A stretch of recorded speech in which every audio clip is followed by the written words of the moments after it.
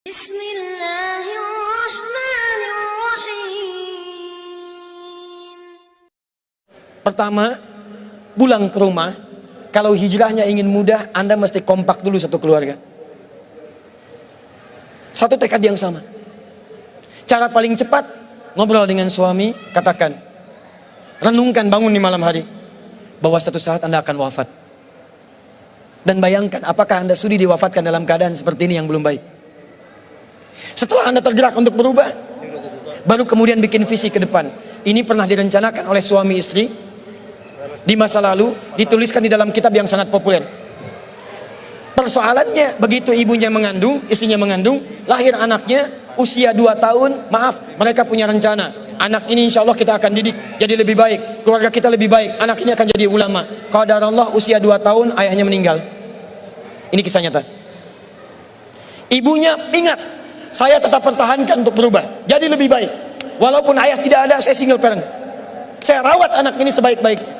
Usia 4 tahun, anak ini, maaf ya, terkena penyakit buta permanen.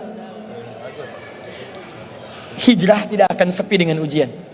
Suami meninggal, single parent, anaknya kemudian buta permanen. Apa yang dilakukan oleh ibunya? Ibunya tetap berpedoman, Allah pasti akan berikan yang terbaik. Anak ini kemudian terus didoakan, bangkit di malam hari, perbanyak kemudian tingkatkan ibadah. Ingat ya rumus ini, orang tua yang rajin ibadah maka boleh jadi kebaikannya akan diturunkan pada anaknya.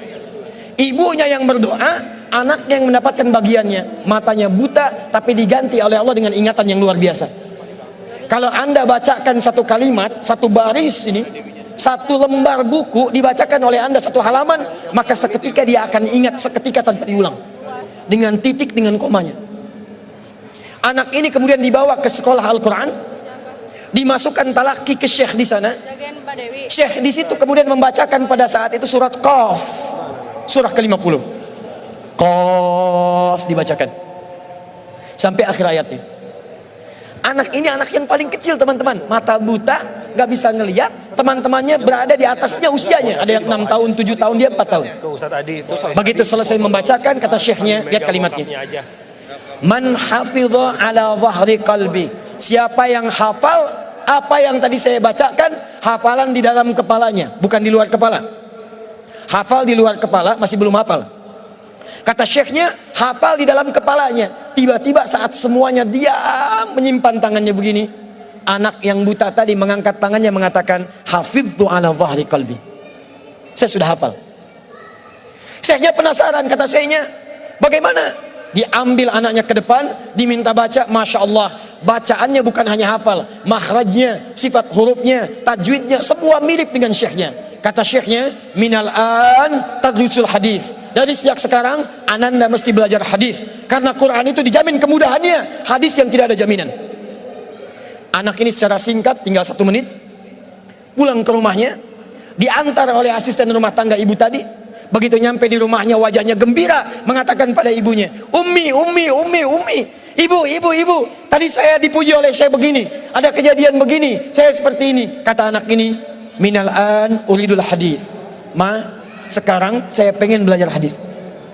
Kata ibunya, ya bunayya iktafi bil Quran, anakku sayang, kamu punya keterbatasan, supaya kamu nggak capek sekarang Quran dulu, baru setelah itu hadis.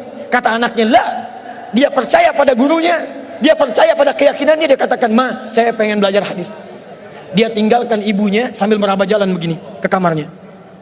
Perhatikan baik-baik, begitu ibunya melihat, ingat kemudian dengan suaminya, ingat tentang rencana mereka, ingat tentang mereka punya rencana masuk surga bersama-sama. Teman-teman, ibunya langsung masuk ke dalam kamar, dia bentangkan sajadahnya di mihrabnya, dia salat 2 rakaat, dia bermohon kepada Allah. Saat sujud itulah dia tumpahkan segala keinginannya. Perhatikan kalimatnya. Rahasianya ada di Quran surah ke-17 ayat 110 sampai dengan 111, paling kanan sebelah atas.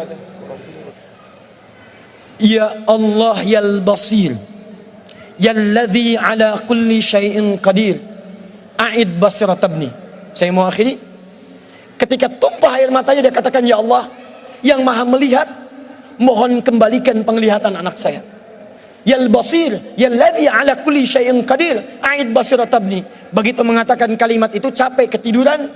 Kemudian pada saat itulah anaknya sedang mengulang surat Qaf di kamarnya. Begitu ibunya mengatakan ya Basir, anaknya sampai pada ayat ke-22. Laqad kunta fi ghaflatin min hadza fakashafna 'anka ghita'aka wa basaruka al-yawma hadid.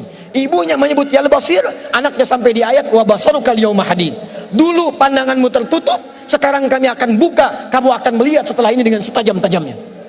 Ayat ini sebetulnya kemuliaan akhirat, tapi diturunkan mendapatkan kemuliaan dunia. Tiba-tiba setelah baca ayat ini, ibunya berdoa, bersamaan kalimatnya, tiba-tiba terbuka pandangannya. Anak ini bisa melihat kembali. Saking kagetnya dia lompat, dia kejar ibunya. Ummi laqad ra'ait. Ma, saya bisa lihat lagi. Ma, saya bisa lihat lagi. Ibunya kaget kemudian terbangun. Dia peluk anaknya, dia katakan, "Nah, mungkin kamu melihat bukan dengan hatimu. Kamu melihat bukan dengan matamu. Rubbama ra'aita biqalbik, laisa bi'ainik." Mungkin bukan matamu tapi hatimu. Waktu habis. Kisah belum selesai. Tinggal 1 menit. Boleh 1 menit? Lihat sini. Kata anaknya, "Mah, saya melihat dengan mata saya. Ini mama pakai baju ini. Di sekitar kita ada benda-benda ini." Allahu Akbar. Ibunya kemudian yakin anak itu bisa melihat. Dipeluklah anaknya. Keduanya kemudian menangis. Dan ibunya sejak saat itu yakin bahwa anak ini punya kemuliaan besar di masa depan. Maka disekolahkanlah kemudian tempat-tempat terbaik. Belajar hadis terbaik. Diingat segalanya. Cepat luar biasa. Anak ini kemudian dikenal dengan luar biasa di masa depan. Nama anak ini adalah Muhammad. Bapaknya yang meninggal namanya Ismail, kakeknya namanya Ibrahim, kakek buyutnya Al-Mughirah, eyang buyutnya Al-Bardizbah, tinggal di kecamatan Ju'fah, di Kabupaten Bukhara, Provinsi Khorasan, negara Uzbekistan sekarang. Kelak di kemudian hari, dia dikenal dengan nama daerahnya Bukhara, dengan Al-Bukhari. Itulah kisah Imam Al-Bukhari.